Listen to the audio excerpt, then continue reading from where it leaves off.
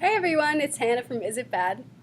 Hopefully you checked out last week's video all about coffee grinders. You guys had some great questions and comments that I want to talk about today. If you didn't check it out, the gist was we tested a bunch of burr coffee grinders and a bunch of blade coffee grinders, and we found some great options in each category, and then we pitted our winners against each other, and surprisingly we found that you can get a good cup of coffee out of a cheap blade coffee grinder. We ended up liking the burr ones better because they're easier to use, they get more consistent grind, but you can get a good cup of coffee out of both. So, which is really counterintuitive because a lot of people in the industry say, burr is the only way to go. So you can get a great cup of coffee out of both. We still like burr overall, but you guys had some great questions and comments that I want to talk about. A couple of you talked about really old grinders that you use, which I thought was so cool. Jason Hayes, too, said, I got an old 70s avocado green burr grinder from eBay, so I can be a snob on the cheap. I love that. Wildwood Castle 3 said, I have and use two burr grinders, both made in the 1930s. One is a German-made portable, and the other one was made in Spain in 1932. It's mounted on a counter and has a 9-inch wheel. Both work very well. They do require human effort. That's so cool.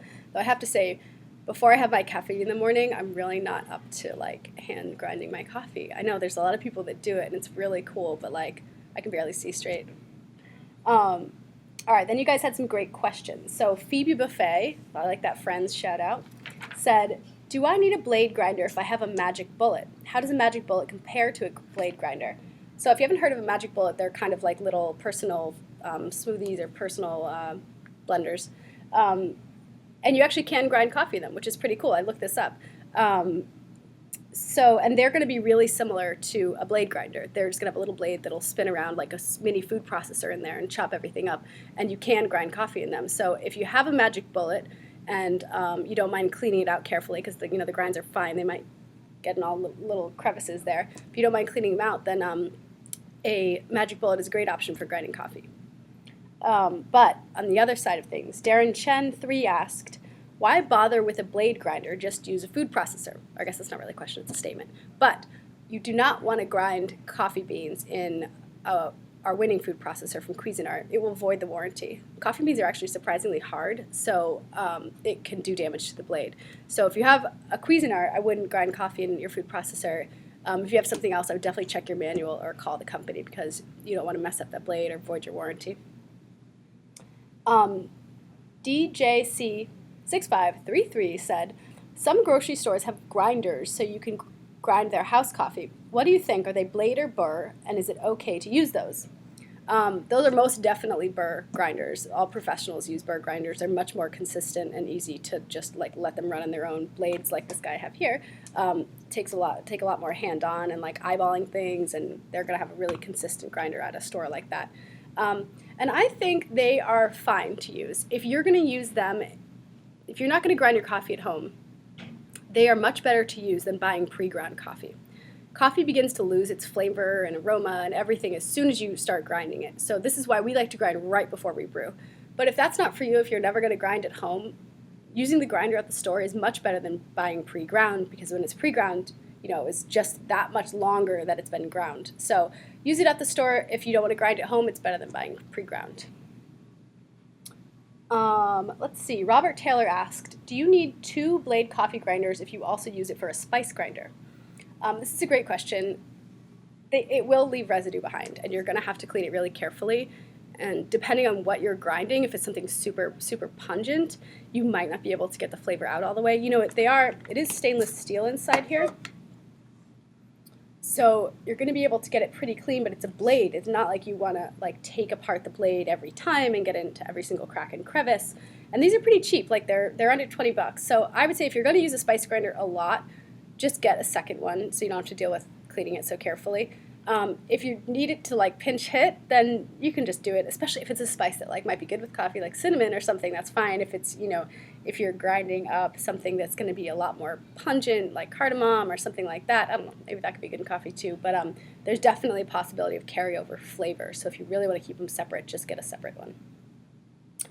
All right, those are the last of you guys' questions, but I also wanted to show you some things. So my colleague Lauren Savoy wrote this story, and she discovered some great best practices for using a blade grinder at home to help you really get more out of these little machines. So I have our winner here from Krups. It's been our winner for a long time. It just won again. I don't have it plugged in because I thought the noise would be a little obnoxious, but to operate it, you just load your beans in here, put the top on, and buzz with this button right here. So what you don't want to do is put it on the counter and just hold it like this. You'll actually, I cut myself on the screen. You'll actually get a more even grind if you do it in 1 second increments. So you load in your coffee, buzz it 1 second, shake, shake, 1 second, shake, shake. If you shake in between, it'll move everything around, so it gets nice and even.